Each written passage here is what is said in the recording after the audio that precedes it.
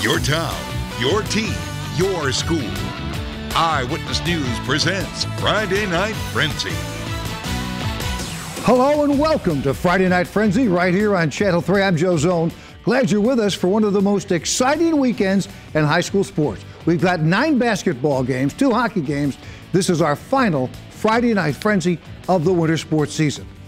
It begins tomorrow morning at 10 a.m. New Canaan and Granby getting things started in Division 4. Channel 3's Elliott Polakoff has more on that matchup and 3 of the other games that will be played at Mohegan Sun Arena. It's the final basketball game of championship weekend, and it's 2 teams coming off nail-biting wins in the semifinals. Waterford versus New Britain for the Division II championship. And while the Golden Hurricanes might be the underdog, that might not be a bad thing. There's no pressure on us, right? We're the 6th seed, they're the 1. They won it last year, so I think everybody is considering them probably the winner already. But I think that's just more motivation for our guys. It would be amazing to just finish the story. It's like we got such a big story. It's like we're missing that one piece, and you can't see that whole puzzle unless that one piece is there. Like, you know how it looks, but that one piece just makes everything go together. So we just got to put that piece together. Waterford, meanwhile, has only lost once all year, but they found unique ways of making sure they stay motivated. We played them in Fall League this year, and it wasn't too good, so we want our revenge, definitely. People actually thought we were going to maybe take a step back with graduating just about the entire starting lineup from last year's team. We had a lot of kids ready to step up and perform this year. Moving to Division 3, it's arguably the biggest surprise on the boys' side. 9th-seeded Amistad, a program only in existence for 10 years, playing in their first championship game against a Farmington team that last played in the state championship game back in 1939. This wasn't a one-year thing. We've been building towards this for several years. Each year you could see the progress, and building off of each previous year, we kind of expected this to be a very good year for us. We definitely got a lot of hunger. We definitely got New Haven on our back. We're trying to prove to everybody that we're nobody to mess with and that we deserve to get this win. Amistad's got the motivation to make history, but it won't be easy against Farmington. The Indians have won their 3 state tournament matchups by an average of 21 points per game. We had very high expectations going in. We set those expectations early to put pressure on them. We thought that we could do something special this year. We're making our community proud, and just by getting here, and it's been like about 80 years, I think, since we've ever been just since we ever made it to the championship. And it'll feel good to make history. It would also be a historic win for the 4 seed in Division 4, the New Canaan Rams. Their last championship game appearance was 30 years ago. Their last state championship win, 57 years ago. We're in uncharted territory for us for basketball, and the school has gotten behind us, the community's gotten behind us. It's been so much fun, a lot of alumni coming to games. Our student section's been great. It's just been an unbelievable experience, and I'm glad the kids get to experience this. I knew it would be different, but this was definitely a surprise for everyone. Basketball usually isn't the sport at New Canaan High School. It's usually football, lacrosse, and having it be the main talk around school and in the cafeteria, it's really cool. Their opponent on Saturday morning is 3rd-seeded Granby, a team that won it all back in 2013 and is ready for another crack at some hardware. In 2013, when we won, it was like we won the lottery. It was magical. It's a really cool thing to do, a really special thing to do. I think it would mean a whole heck of a lot.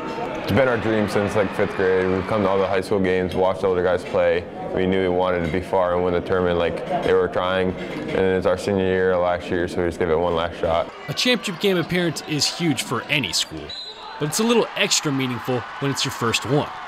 And that's the case for both Old Lyme and Innovation in Division 5. It'll be very special because who knows what's going to happen in the future, that they might not get another chance to do so. And we built this program from nothing to something. We came into the season expecting to make it this far. We knew we'd worked hard enough to earn this. So it would be obviously amazing to bring home a state championship, especially for the first time in school history. Both the top-seeded Ravens and the 3rd-seeded Wildcats have been building towards Sunday's game for the last few years and are ready for their time in the spotlight. We set the expectations a few years ago that this was our chance. Last year we were 15-5, and we were ready to take that next step. We were determined this year to come back and move along and try to get to the sun. We have something to prove. A lot of people don't know where our school is, what our school is.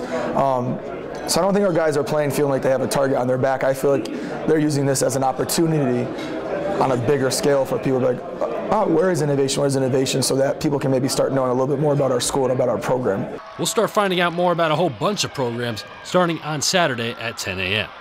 For now, Elliott Polakoff, Channel 3 Eyewitness Sports. One of the best basketball rivalries in Connecticut, Windsor and East Catholic. They play every year in their conference, then they play in their conference tournament, and sometimes they play in the state tournament. Tomorrow night, it's number 3 versus number 4. And with the top 2 teams in the state already losing, the rivalry comes to a head with the ultimate reward. They've set them up in the marquee spot. 8:15 Saturday night, Windsor and East Catholic not only played for the division championship, but also for the number 1 ranking in the final state poll. It's very hard to get here. You need a lot of luck. You need the kids to stay healthy. You need everything just to go straight, make sure the kids ain't doing nothing wrong, something happens outside of basketball.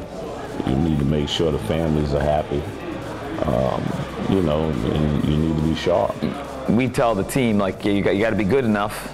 That's one part of it, but then on the other, you got to be playing good on the right nights. You got to get the right matchups, and then you got to get a little bit lucky. So there's a lot of things that have to line up in order for you to be playing in the last game of the season. The arena will be a lot bigger, the noise a lot louder, but when you've played each other 6 times in the past 2 years, there's an awful lot that's the same.